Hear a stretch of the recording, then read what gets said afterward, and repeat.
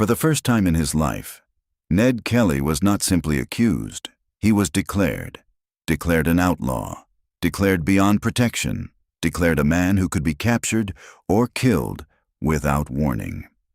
And once that happened, the hunt did not slow. It widened. In November of 1878, weeks after the deaths at Stringybark Creek, the Victorian government passed the Felons Apprehension Act. Under its provisions, members of the Kelly gang were formally proclaimed outlaws. This was not dramatic language. It was legal reality. If they did not surrender within a fixed period, they could be shot on sight by anyone assisting in their capture. The law did not call for trial. It called for results. Rewards were announced. Substantial sums were offered. Police numbers across northeast Victoria expanded. Trackers were recruited. Entire districts were placed under watch. The manhunt became policy, and policy became pressure. To understand what followed, you have to understand the land. Northeast Victoria was not open country. It was dense bushland, broken ridges, winding creeks, and scrub thick enough to swallow a rider whole.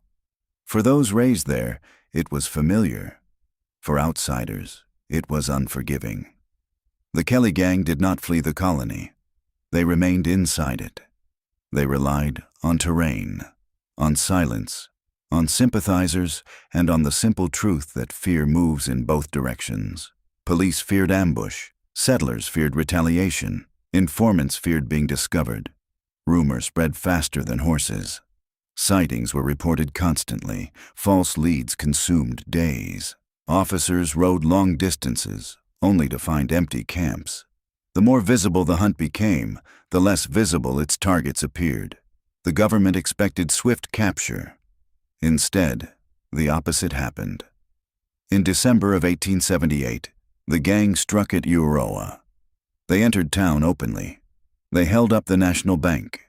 They cut telegraph lines, then they vanished again into the bush. This was more than robbery. It was message. They were not fleeing blindly. They were choosing their moments.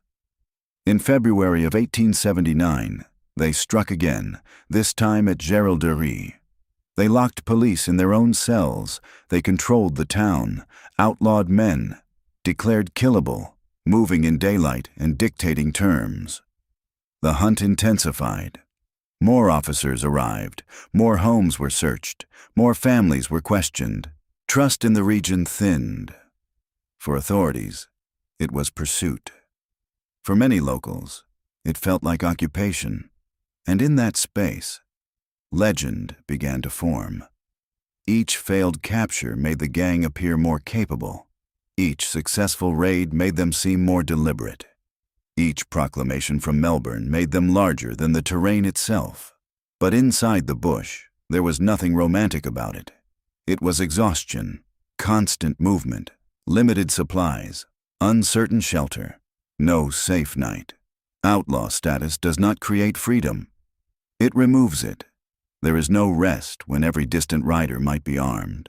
There is no permanence when every camp must be temporary. The hunt that would not end was not simply a search. It was a tightening circle. By 1880, political pressure mounted. The cost of the pursuit had grown. Public opinion was divided between condemnation and uneasy admiration. The colony wanted resolution, and systems under pressure rarely retreat. They escalate. The Kelly gang would answer in kind. But that belongs to the next chapter, because the true consequence of being declared an outlaw is not immediate capture. It is living beneath a law that no longer protects you. The hunt did not make Ned Kelly famous. It made him inevitable. And inevitability is where legend begins to harden. In the next episode, we examine how he remained free for so long, and why every month at large made his eventual capture more dangerous for everyone involved.